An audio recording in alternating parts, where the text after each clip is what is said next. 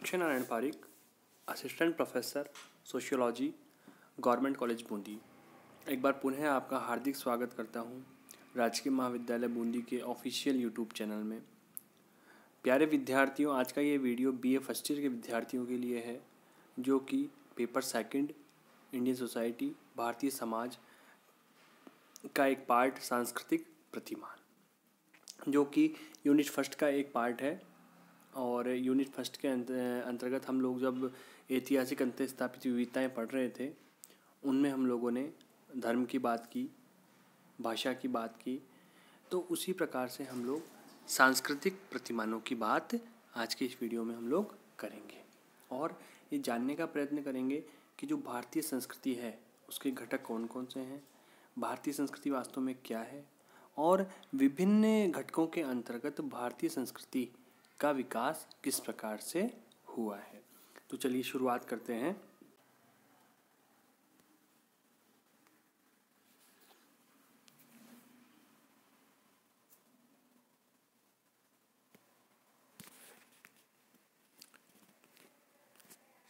हम देखेंगे सबसे पहले कि जो भारतीय समाज है उसके अंतर्गत जो सांस्कृतिक प्रतिमानों की विविधताएं हमने देखी, तो उसके अंतर्गत हमें इसके इतिहास का अध्ययन करना आवश्यक है। क्यों? क्योंकि भारतीय समाज एवं संस्कृति का जो इतिहास है वो अति प्राचीन है, बहुत प्राचीन समय से चला आ रहा है। और जो भारतीय समाज के जो सांस्कृतिक प्रतिमान हैं उनके विकास का संबंध विभिन्न प्रजातियों के आगमन से, सभ्यता की बहुलता का विकास, संस्कृति, धर्म एवं समाज की विभिन्न विशेषताओं से है।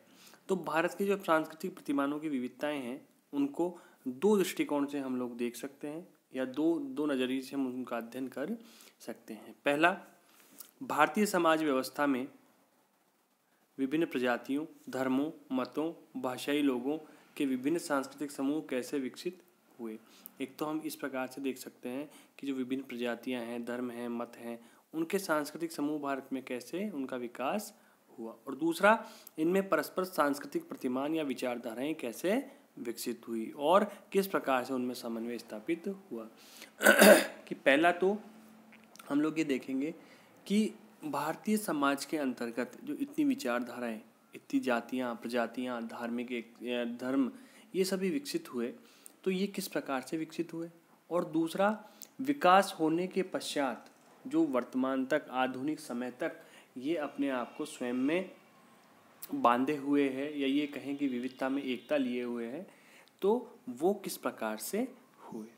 जो भारत के सांस्कृतिक प्रतिमान हैं उनके विकास में अनेक प्रजातियां, धर्म, आक्रमणकारी भाषाई समूह आदि की बहुत महत्वपूर्ण भूमिका रही है। और वर्तमान में जो हम सांस्कृतिक प्रतिमानों में जो भिन्नता देखते हैं उनकी उत्पत्ति और विकास न तो किसी एक काल में हुआ है, न ही किसी एक धर्म, प्रजाति या सांस्कृतिक समूह द्वारा किया गया है। अर्थात केवल एक प्रजाति द्वारा या एक किसी सांस्कृतिक समूह द्वारा इनका विकास नहीं किया गया है। इनका विकास धीरे धीरे विभिन्न प्रजातियों में विभिन्न समय के अनुसार धीरे धीरे हुआ है। और जो भारतीय समाज और संस्कृति है उसके समन्वय का इतिहास बहुचर्चित अनुमान के अनुसार 7000 वर्षों की अवधि से माना जाता है। जो भारतीय संस्कृति या समाज है उनके समन्वय का इतिहास 7000 वर्षों की अवधि से माना जाता है। अर्थात इतनी प्राचीन समय से इसका इतिहास हम लोग देखते हैं। तो जब से इसकी प्रथम सभ्यता का सामने आई, तो कुछ इतिहासकारों के अनुसार आज जो भारतीय संस्कृति के प्रतिमान हमें दिखाई दे रहे हैं वे हिंदू, मुस्लिम, सिख, ईसाई, जैन, विभिन्न जनजातियों और अन्य अनेक धार्मिक और सांस्कृतिक समूहों की सांस्कृतिक परंपराओं का विगत 700 वर्षों के संश्लेषण का परिणाम है। अर्थात इतने वर्षों के विश्लेषण का, इतने वर्षों के समन्वय का ये परिणाम है। इतनी संस्कृतियाँ आई, धर्म, जातियाँ आई और जनजातियाँ विकसित हुई, तो ये सभी इनके समन्वय का परिणाम है। अब हम लोग देखेंगे भारतीय संस्कृति के प्रतिमानों के घटक कि जो पैटर्न्स हैं इंडियन कल्चर के, कंपोनेंट्स ऑफ पैटर्न्स हैं, वो क्या हैं, जो प्रतिमानों के घटक हैं वो क्या है। तो जो अगले की चार्ट है उसके अंतर्गत हम लोग समझ सकते हैं कि इसके प्रतिमानों के घटक कौन कौन से हैं।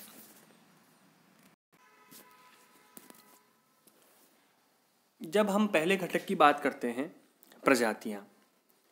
तो भारतीय संस्कृति में प्रजातियों का बहुत महत्वपूर्ण स्थान है। क्यों है? क्योंकि यहाँ अनेक प्रजातियाँ निवास करती है। लेकिन ये अभी भी वर्तमान तक भी ये कहना बहुत ही कठिन कार्य है, दुष्कर कार्य है कि भारत में सर्वप्रथम निवासी यहाँ के कौन थे। जैसा कि एस.सी. दुबे ने भी कहा है कि लिखित अभिलेख इसके संबंध में उपलब्ध नहीं है, क्योंकि इस काल में लिपि का आविष्कार नहीं हुआ था। जो मौखिक परंपराएं थी उन्हीं से ज्ञात होता था कि इतिहास क्या है। तो इस संबंध में जो पुरातत्व विज्ञान ने जानकारियां दी है उसके अनुसार 4 लाख और 2 लाख ईसा पूर्व के बीच का है, जहाँ पे इसके हम प्रमाण मिलते हैं। उस समय भारत में पाषाण उपकरणों का प्रयोग किया जाता था। देश के विभिन्न भागों की गुफाओं में चित्र मिलते हैं जो उस काल में पर्यावरण के जीवन, सौंदर्य शास्त्र आदि के बारे में हमें बताते हैं। जो महापाषाण मिले बड़े पत्थरों के स्मारक के रूप में वो मिलते हैं। इस समय के अवशेषों से पता चलता है कि उस काल में लोहा, कांसा और सोना तक का उपयोग होता था, इसका उपयोग किया जाता था। तो भारत में जनसंख्या की अगर अकॉर्डिंग हम देखें तो जनसंख्या में प्रजाति बहुलता और उसके तत्वों का सम्मिश्रण पाया जाता है कि प्रजातियों की बहुलता या प्रजातियों का एकीकरण कहें या बहुलता कहें वो पाया जाता है। और बी.एस. गुहा ने जो प्रजातियों का वर्गीकरण किया है उस आधार पर 6 प्रमुख प्रजातियां बताई है। 6 प्रमुख प्रजातियों का इन्होंने वर्णन किया है। पहली बताइए निग्रिटो, दूसरी बताइए प्रोटो ऑस्ट्रेलायड, तीसरी बताइए मंगोलायड, चौथी बताइए भूमध्य सागरीय, पांचवी पश्चिमी चौड़े सिर वाले और छठी नार्डिक। जो प्रथम 3 प्रजातियां हैं निग्रिटो, प्रोटो ऑस्ट्रेलायड और मंगोलायड, ये भारत की प्राचीनतम निवासी हैं या ये भारत के प्राचीनतम निवासियों की श्रेणी में आते हैं। जो निग्रिटो होते हैं वो उनके शारीरिक लक्षण अंडमान निकोबार द्वीप समूह, ट्रावनकोर और कोचीन के कादर और पलियन आदिवासियों में, आसाम के अंगामी नागाओं में, बिहार की राजमहल की पहाड़ियों में बसने वाले बागड़ी समूह में और इरुला में देखने को मिलते हैं। अर्थात इन सब में इसके लक्षण देखने को मिलते हैं। और भील और जो चेचू जनजातियां हैं और जो प्रोटो ऑस्ट्रेलायड है वो संख्या के अनुसार अधिक महत्वपूर्ण है, क्योंकि मध्य भारत की अधिकतर जो जनजातियां हैं इसी प्रजाति की है। इंडो आर्यन इसको अनास, दास, दस्यु या निषाद कहते हैं। भील और जो चेचू जनजातियां हैं उनमें इन प्रजातियों के लक्षण देखने को मिलते हैं। और जो मंगोलायड है उनकी 2 उपशाखाएं पाई जाती है, प्राचीन और तिब्बती। प्राचीन मंगोलायड और दूसरा तिब्बती मंगोलायड। तो इस प्रजाति के जो लोग हैं वो आसाम के आसपास चटगांव, बर्मा, सिक्किम, भूटान में अधिक देखने को मिलते हैं या निवास करते हैं। और गुहा के अनुसार इन तीनों प्रजातियों को भारत के मूल निवासी माना गया है। जो बी.एस. गुहा ने वर्गीकरण किया है इन तीनों प्रजातियों को महत्वपूर्ण या ये कहें कि भारत के मूल निवासी इन्होंने माना है। उसके बाद की जो प्रजातियां हैं जैसे भूमध्य सागरीय और पश्चिमी चौड़े सिर वाले और नार्डिक, जिनको इंडो आर्यन भी कहते हैं, वो भारत में आए थे, अर्थात वो भारत के मूल निवासी नहीं बताए गए हैं। तो गुहा और दुबे के अनुसार जो भूमध्य सागरीय प्रजाति है इसकी 3 शाखाएं हैं, अल्पाइन, डिनारिक और आर्मीनाइट। ये लोग द्रविड़ भाषा एवं संस्कृति से संबंधित रहे हैं। जो पारसी हैं वो आर्मीनाइट प्रजाति के हैं और ये मुंबई में निवास करते हैं। अल्पाइन और डिनारिक इसके लक्षण उत्तर तथा पश्चिम भारत के कुछ समूह में देखने को मिलते हैं। और ये जो सभी है प्रजातियां हैं इनके आने से पूर्व ही भारत में एक विशिष्ट सभ्यता का विकास हो चुका था जो सिंधु घाटी सभ्यता कहलाती है। अर्थात ये जब प्रजातियां भारत में नहीं आई थी तीनों, उसके पहले ही सिंधु घाटी सभ्यता का विकास हो चुका था। जो नार्डिक प्रजाति है सर्वप्रथम पंजाब में आकर बसी थी। तो इस प्रकार से प्रजातियों का वर्गीकरण विभिन्न आधार पर भारतवर्ष में किया गया है। दूसरा है सिंधु घाटी सभ्यता। हम इतिहास में भी पढ़ते हैं जब सिंधु घाटी सभ्यता की बात आती है तो जो इसका क्षेत्र है, एरिया है, वो अफगानिस्तान, बलूचिस्तान, सिंध, पंजाब, पश्चिमी राजस्थान, गुजरात और उत्तरी भारत में गंगा घाटी तक फैला हुआ है। और इस सभ्यता का जो काल है वो 2500 ईसा पूर्व में हुआ। 2300 ईसा पूर्व तक ये फली फूली और 1700 ईसा पूर्व में इस सभ्यता का पतन हो गया। और यहाँ का जो धार्मिक जीवन था, सामाजिक जीवन था, आर्थिक जीवन था, वो कुटीर उद्योग इसके अंतर्गत प्रचलित थे। ये लोग गाय, बैल, भैंस, कुत्ते, बिल्ली, हाथी आदि पालतू जानवर पालते थे। मुर्गा, मछली, बकरा, गाय, सूअर का मांस खाते थे। मटर, तरबूज, केले, गेहूं और जौ की खेती करते थे। और ये बैल को श्रद्धा की दृष्टि से देखते थे। जो सिंधुवासी थे वो तांबे, सोने और चांदी का ज्ञान रखते थे और इनका प्रयोग करते थे। तो जो सिंधु घाटी की सभ्यता है वो आधुनिक हिंदू धर्म का स्रोत रही है। जो मार्शल ने लिखा है, सिंधु घाटी के धर्म में बहुत सी ऐसी बातें हैं जिनसे मिलती जुलती बातें हमें अन्य देशों में भी मिल सकती है, लेकिन सब कुछ होते हुए भी उनका धर्म इतनी विशेषता के साथ भारतीय है कि आधुनिक युग के प्रचलित हिंदू धर्म से कठिनता से इसका भेद किया जा सकता है। अर्थात जो हिंदू धर्म है, वर्तमान हिंदू धर्म है, उससे इसकी काफ़ी समानता बताई गई है या इसका स्रोत माना गया है। तीसरा है वैदिक सभ्यता।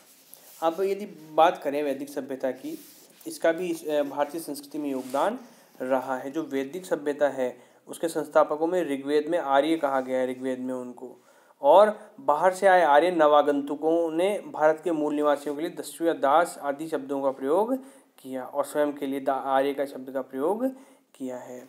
तो वैदिक सभ्यता के भी कृषि प्रधान सभ्यता थी और ये पशुपालन और ग्रामीण उद्योग धंधों को अधिक महत्व देते थे।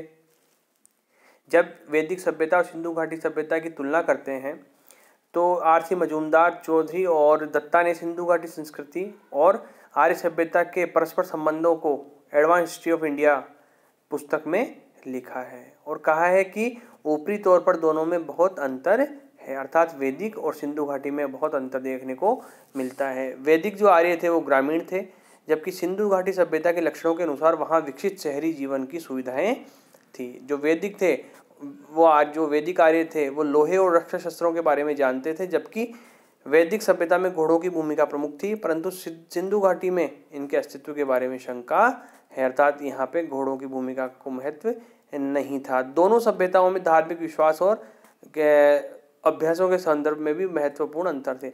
अर्थात वैदिक और सिंधु घाटी सभ्यता में अनेक अंतर दृष्टिगोचर होते हैं। अब बात करते हैं वर्ण व्यवस्था। इन लोगों की जो वर्ण व्यवस्था थी, तो इंडो आर्यन के बाद ये यहाँ पे आए थे और इनकी भारत के जो स्थानीय निवासियों के साथ लंबी लड़ाई भी चली थी। क्यों?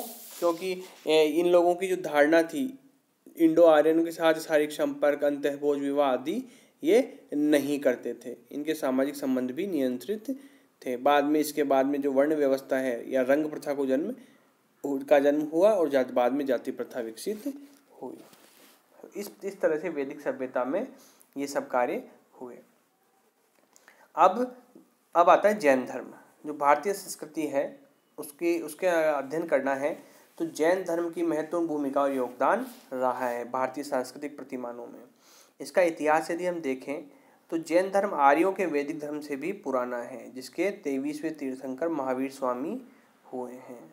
और जो जैन धर्म का दर्शन है वो ज्ञान, सिद्धांत, शादवाद और अहिंसा आदि विचारों को भारतीय दर्शन में विकसित जैन धर्म ने ही किया है। जैन विचारधारा जो है वो भारतीय समाज के दार्शनिक चिंतन को तटस्थ और गौरवपूर्ण बनाया। महावीर स्वामी ने कहा है कि किसी बात को सिद्धांत को एक तरफ से मत देखो, एक ही तरफ उस पर विचार मत करो।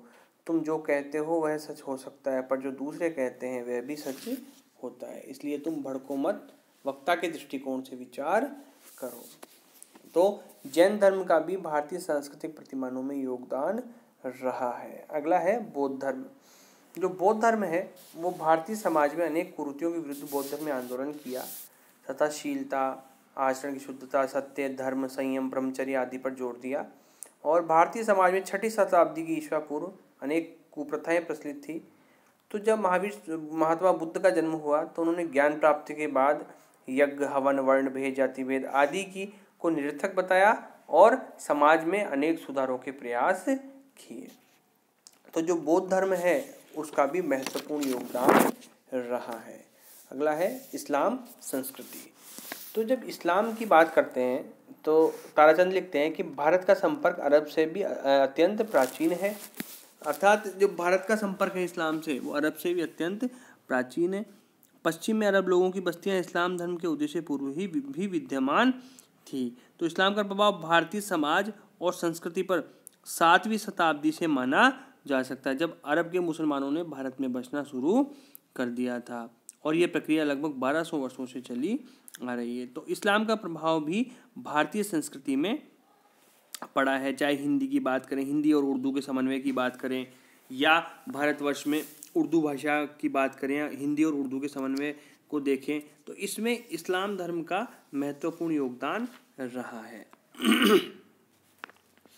इसी प्रकार ब्रिटिश शासन की हम बात करें तो ब्रिटिश शासन ने भी भारतीय समाज में अपना महत्वपूर्ण योगदान दिया है, और जो प्रारंभ में ब्रिटिश शासन था वो हिंदुओं के रीति रिवाजों में हस्तक्षेप उन्होंने नहीं किया था, लेकिन तो बाद में प्रशासन की मांग से या समाज सुधारकों के दबाव से ब्रिटिश सरकार ने अनेक समाज सुधारक कानून पारित किए, चाहे वो सती प्रथा निरोधक अधिनियम 1929 हो, विधवा पुनर्विवाह अधिनियम 1856 हो, विशेष विवाह अधिनियम 1872 हो। तो ये सभी जो अधिनियम है समाज सुधार के, ये सभी ब्रिटिश शासन में आए या ब्रिटिश शासन में हमें देखने को मिलते हैं। इसके पश्चात है स्वतंत्रता के पश्चात भारतीय समाज। जब 15 अगस्त 1947 को भारत देश स्वतंत्र हुआ, भारत का विभाजन हुआ, तो मुसलमानों के लिए अलग से पाकिस्तान बना, और भारत ने धर्मनिरपेक्ष प्रजातांत्रिक संविधान बनाया, तो 26 जनवरी 1950 को लागू किया गया, और इस संविधान के द्वारा भारत के सभी नागरिकों को समानता, स्वतंत्रता और न्याय के साथ मौलिक अधिकार भी प्रदान किए। अर्थात जो वास्तविक जो परिवर्तन है भारतीय संस्कृति में वो स्वतंत्रता के पश्चात आया। तो इस प्रकार से जो भारतीय संस्कृति के जो विभिन्न घटक हैं, विभिन्न प्रतिमान हैं विभिन्न कालों में, कि प्रजातियाँ आई, सिंधु घाटी सभ्यता आई, वैदिक सभ्यता आई, जैन धर्म का विकास हुआ, बौद्ध धर्म हुआ जिसने अनेक सामाजिक सुधार आंदोलनों की नींव रखी, इस्लाम संस्कृति का प्रभाव पड़ा, ब्रिटिश शासन का भी प्रभाव पड़ा, और स्वतंत्रता के पश्चात अनेक समाज सुधार संबंधित कार्य या भारतीय संस्कृति में, इसलिए इन सभी को भारतीय संस्कृति के प्रमुख घटकों के अंतर्गत रखा जाता है। आज के लिए इतना ही, धन्यवाद।